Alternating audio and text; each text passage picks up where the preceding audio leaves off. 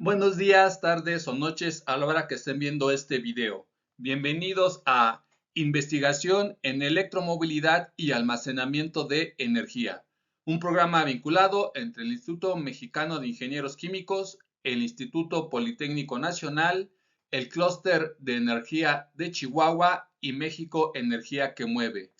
Hoy lunes 28 de abril del 2025, su servidor Alejandro Brito Barrera, presentaré el tema de baterías de plomo, níquel y zinc.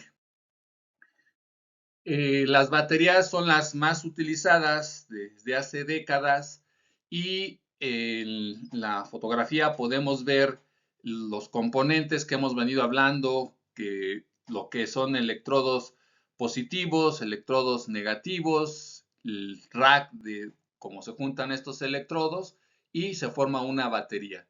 ¿Qué vamos a platicar en este video? Una introducción, baterías de plomo ácido, baterías de níquel, que hay de tres tipos, de hierro, de cadmio y de hidruro metálico, y finalmente las baterías de zinc aire.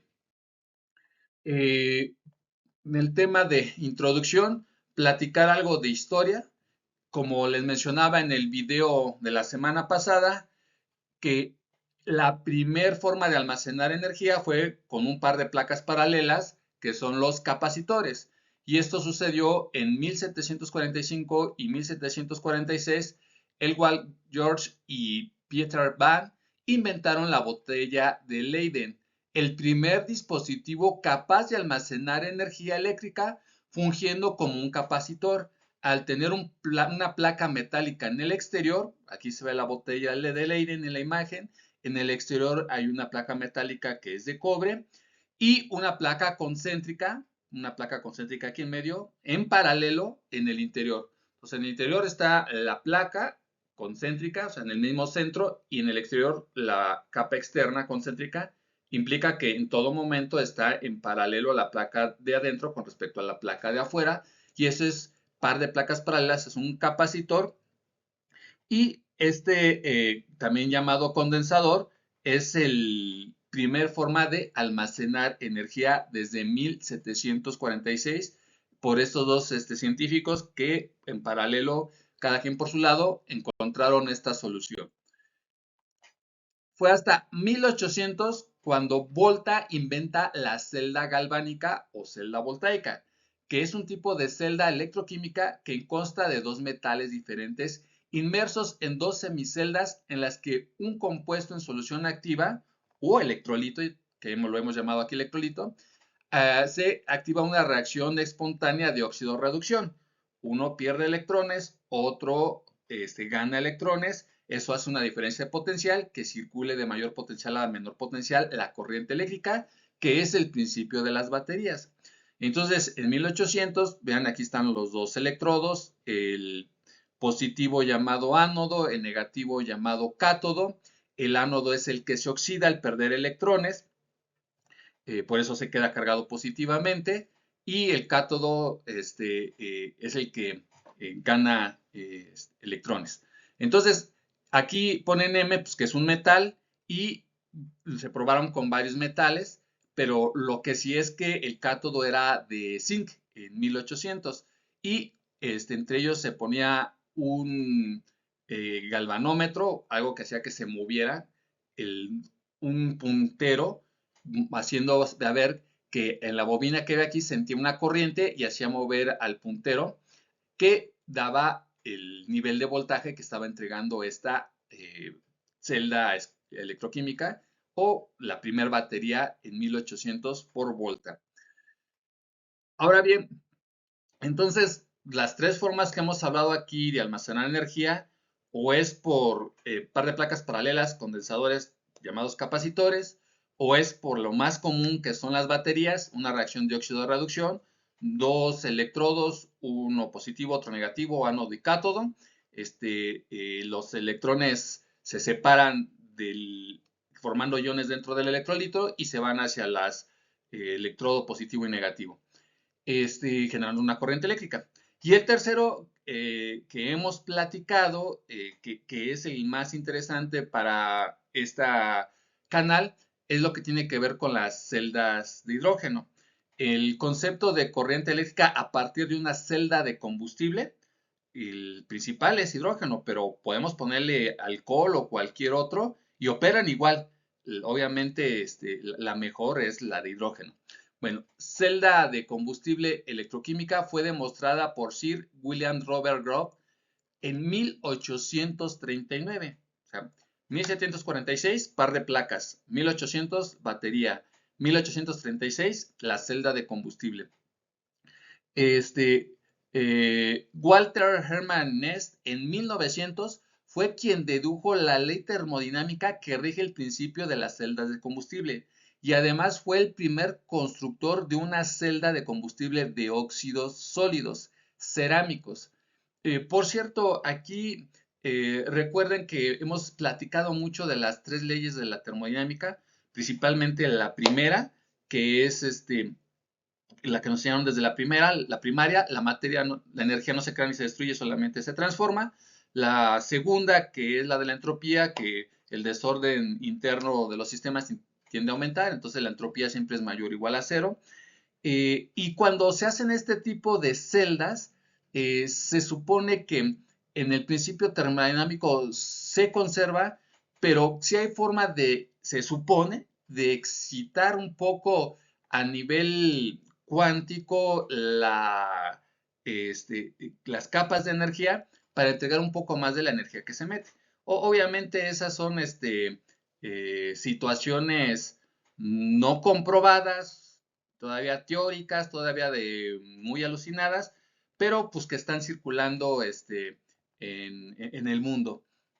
Después de transcurrir cerca de 130 años hasta que FT Bacon ensambla un apilado o stack de monoceldas que produjo una densidad de corriente útil.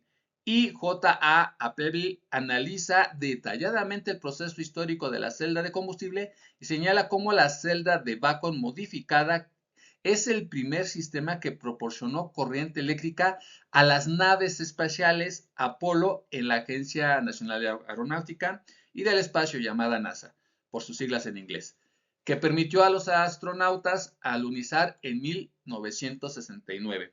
Entonces, lo que la NASA utilizó para los viajes y sigue utilizando son las celdas de combustible, obviamente principalmente de hidrógeno, como igual lo vemos aquí, tenemos de un lado hidrógeno, del otro lado oxígeno, y el oxígeno atrapa al hidrógeno, se forma agua y regresa la electricidad que fue almacenada en el hidrógeno. Hemos platicado bastantes videos de este tema del hidrógeno. Entonces, lo que nos resta es, en estos temas de almacenamiento de energía, ya que hemos hablado de las baterías de litio y de almacenamiento en aguas saladas, que también es un tipo de batería con electrolito y sus 2 electrodos, complementarla con las más populares. Y la más popular es la batería de ácido plomo. Este tipo de batería recargable más común por su buena relación de desempeño-costo, aunque tiene la menor densidad de energía por peso y volumen. Entonces, vean que tenemos el ánodo, que es el positivo, está formado de plomo. Tenemos el cátodo negativo, que está formado de óxido de plomo. Entonces, en el ánodo, cuando yo los cargo, todos los electrones son negativos, se van por atracción, cargas de signo contrario se atraen, se van hacia el positivo. Quedan aquí todos estos electrones pegados hacia el positivo cuando la estoy cargando. Aquí vienen alineaditos. Y los iones del ácido sulfúrico, que es el ácido que se tiene en estas baterías, estos iones quedan cargados positivamente, se van hacia el cátodo negativo. En el momento que ya está bien cargadita, ya están bien las cargas alineadas en los electrodos ánodo y cátodo, voy a descargarla, la enchufo a algo, un carro o cualquier otra carga, y empiezan a entregar energía. Entonces el ánodo en ese momento se va a oxidar, y en el momento de oxidarse, estos electrones que los tenía que almacenaditos los empieza a perder. La oxidación es el fenómeno de perder electrones. Y el cátodo se empieza a reducir. entonces él empieza a ganar estos electrones para eliminar estos iones de ácido sulfúrico y dejar el ácido sulfúrico como inicialmente estaba, neutro, hasta que yo la vuelva a cargar, hasta que vuelva a generar iones. Las baterías de ácido plomo, hay la versión shallow cycle o de ciclo corto, es usada en automóviles en los cuales se necesita una corta explosión de energía que es forzada desde la batería para encender el motor, para dar el llavazo de encendido. La versión deep cycle o de ciclo profundo, diseñada para repetidos ciclos de carga y descarga. La mayoría de las aplicaciones requieren este tipo de baterías. Y finalmente la versión sellada de gel cell con aditivos o celda gel, célula gel, también conocida así, los cuales vuelven al electrolito en un gel antiderrames. Está pensada para ser montada de lado o de invertido por su alto costo la limita a aplicaciones en aviones militares. Entonces, al no derramarse, pues yo la puedo poner de lado o la puedo voltear boca abajo, pero sí es muy cara, pero obviamente de las tres es la que mejores rendimientos, parámetros técnicos tiene. Las baterías de ácido plomo es en el momento actual imprescindible e insustituible, especialmente en automoción.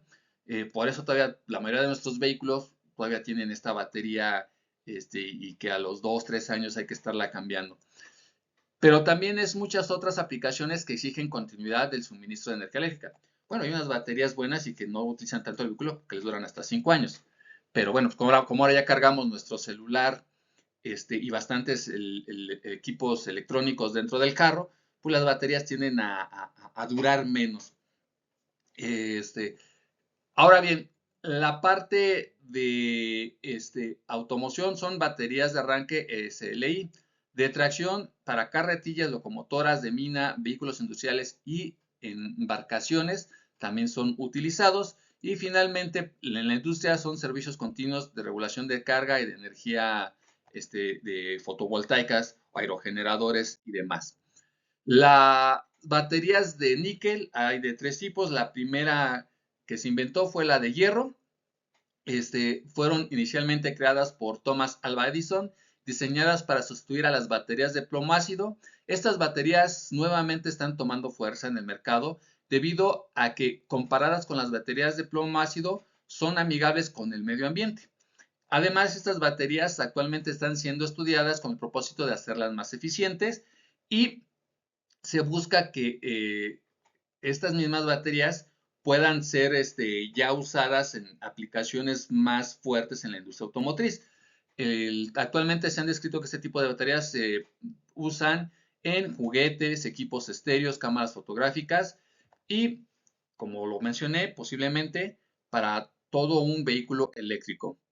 La otra situación de las baterías de níquel-hierro es que sus ventajas son de extrema durabilidad, relativa tolerancia al abuso físico y operacional. Para sobrecargas es bueno, no se daña.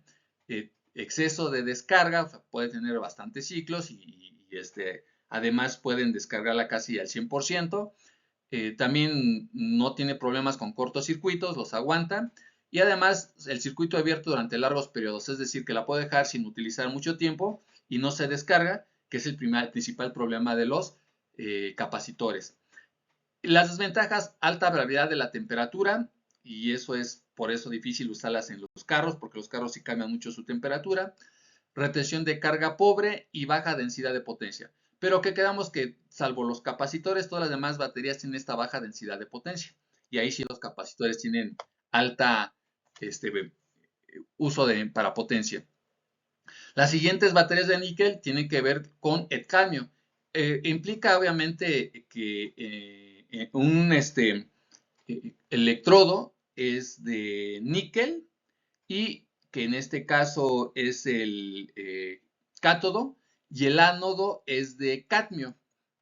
Entonces, lo que tengo en medio es un electrolito de polímero y en el caso de el que yo tengo aquí, el cadmio, lo que le va a dar este electrolito a la hora de llenarlo de carga eléctrica es que se va a descomponer el H2O en OH, que se combina con el cadmio para tener hidróxido de cadmio y suelte 2 electrones.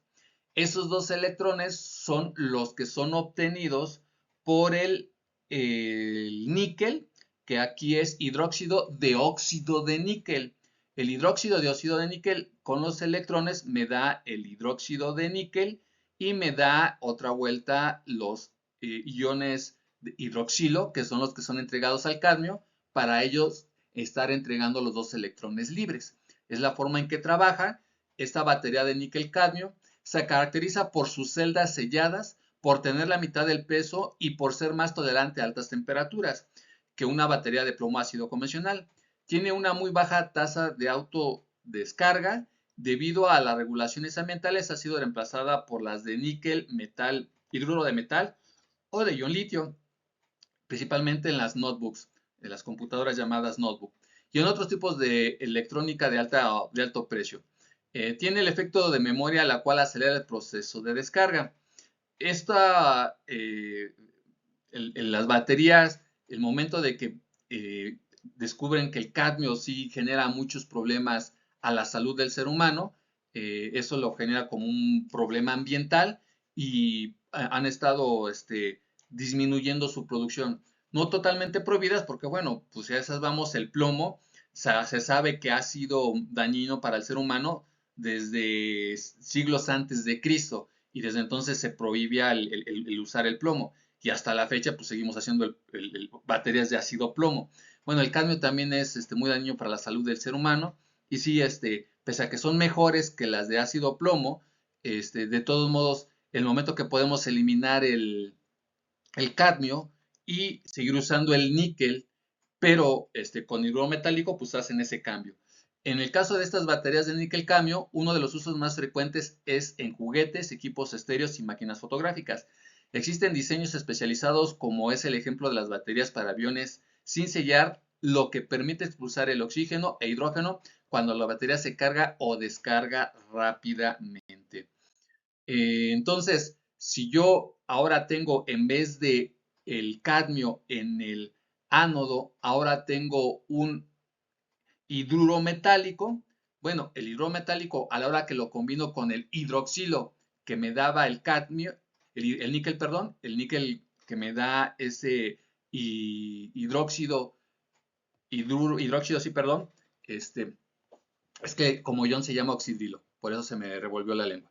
Bueno, este ion oxidrilo o hidróxido como tal, al combinarse con el hidruro metálico, pues me da el metal solito más agua y más electricidad. Entonces, una reacción más estable que a la hora de combinar el hidróxido de óxido de níquel, el mismo cátodo que se utilizó en la anterior batería, pues tengo ese hidróxido de óxido de níquel más el agua más los electrones que le dio el metal, pues me va a dar ahora nada más hidróxido de níquel más esos hidróxido o ion oxidrilo que va a utilizar el hidruro metálico para seguir continuando con esta reacción. Igual que la anterior, tenemos la membrana separadora dentro de un electrolito de polímero. En el caso de estas baterías de níquel con hidruro metálico, es una extensión de la tecnología de níquel-cadmio, ofrece una mayor densidad de energía y el ánodo es hecho de metal hidruro, evitando los problemas ambientales del cadmio. Además, su efecto de memoria es casi despreciable, no es capaz de entregar altos picos de potencia, repito eso, ninguna batería, salvo los capacitores, tiene un alto grado de autodescarga y pues eso sí es malo porque si no la utilizas se va a descargar solita y es muy peligrosa si se sobrecarga. Esto puede explotar, incendiarse. Ese es uno de los problemas que tiene esta del níquel con hidruro metálico. Aún es de precio elevado, aunque se estima que su costo disminuirá al producir vehículos eléctricos a gran escala. Cuando estemos en plena electromovilidad, estas baterías de níquel hidruro metálico serán más utilizadas, como podemos ver aquí la figura, que son racks similares a las baterías de litio, y precisamente sus aplicaciones incluyen todos los vehículos de propulsión totalmente eléctrica, como los de General Motor, que es el EV1, el Honda EV Plus, el Ford Ranger EV y el scooter Vectris. Todos ellos no utilizan batería de litio, utilizan la batería de níquel con hidruro metálico. Hay vehículos híbridos como el Toyota Prius, el Honda Insight o las versiones híbridas del Ford Escape, el Chevrolet Malibu y Honda Civic. Estos híbridos también lo utilizan. El transporte público de la ciudad de Niza, Francia, cuenta con el tranvía de piso bajo Alstom Citadis, que utiliza este tipo de baterías de níquel con hidruro metálico. Además, varios modelos de robot la utilizan, entre ellos el célebre prototipo humanoide de Asimo diseñado por Honda y uno que otro de Tesla. Finalmente, las baterías de zinc. Interesante que el primer elemento utilizado por Volta fue el zinc y otra vuelta regresamos a utilizar el zinc.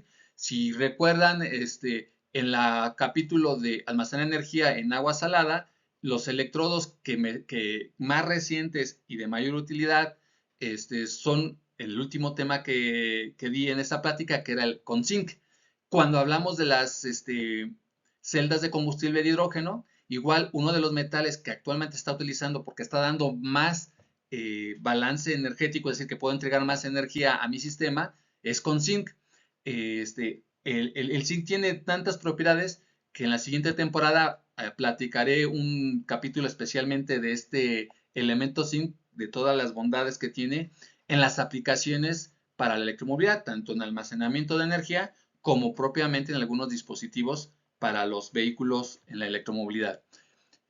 Con una fabricación más barata y capacidades que pueden superar en 3 veces a los populares de ion de litio.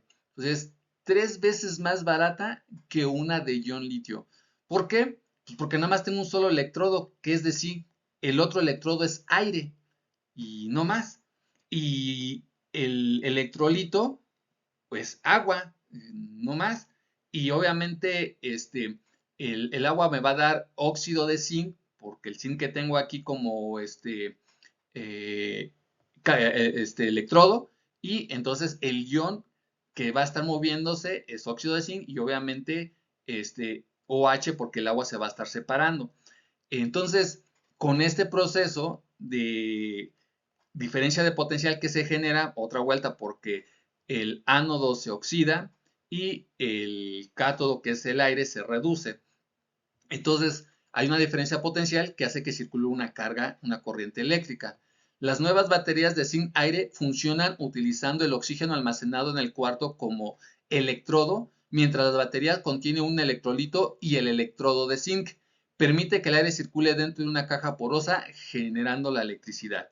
La compañía Revolt se encuentra trabajando en llevar al zinc-aire a vehículos eléctricos, pero para esto será necesario incrementar el número de ciclos de carga en 10.000, como son las baterías de litio, las más pobres. Recuerden que las baterías de litio van de 10.000 a 20.000. El almacenamiento de agua salada, ahí la energía va en 100.000, y las que es en par de placas paralelas, en capacitores, son hasta 1.000.000 de ciclos, o sea, de carga y descarga. Ese es un ciclo. Lo cargo completamente y lo descargo.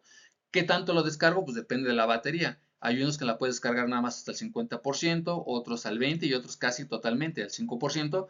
Y como los capacitores, esos sí los puedes descargar completamente. Bueno, actualmente estas baterías de zinc-aire apenas tienen un lejano de 300 a 500 cargas y descargas, o sea, 300 a 500 ciclos. Pues estos prototipos son buenos, tienen muchas ventajas, muy baratos, pero tienen pocos ciclos de vida útil. Las pilas a base de zinc tienen como principal ventaja la posibilidad de ser recicladas sin límite, sin perder ni sus cualidades químicas ni sus cualidades físicas. Eso es lo importante. Uno de los videos que mencioné como por la segunda o tercera temporada es que todos los materiales, pues, hay un límite de existencia en la naturaleza, y uno de ellos es el litio, que ya llevamos utilizado alrededor del 3%, no me acuerdo, del 3 al 5%, Como sea, para pocos años que se han utilizado al máximo, porque el litio se ha utilizado igual desde antes de Cristo.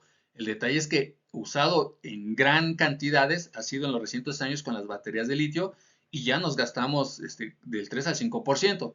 Entonces, si seguimos bajo eso, estamos hablando que otros 100 años y ya nos acabamos el litio. Y el detalle es que, obviamente, puede que aumente si encontramos otras vetas de litio y aumenta la cantidad de litio detectada en el planeta Tierra, pero además el litio, el recuperarlo, cuando lo volvemos a utilizar, ya no vuelve a tener, si usamos un litio que en su momento original hizo 20.000 ciclos, al volverlo a reutilizar ya no va a alcanzar esos 20.000 ciclos, van a ser menos, posiblemente estos 10.000 ciclos que tienen las de baja cantidad de litio.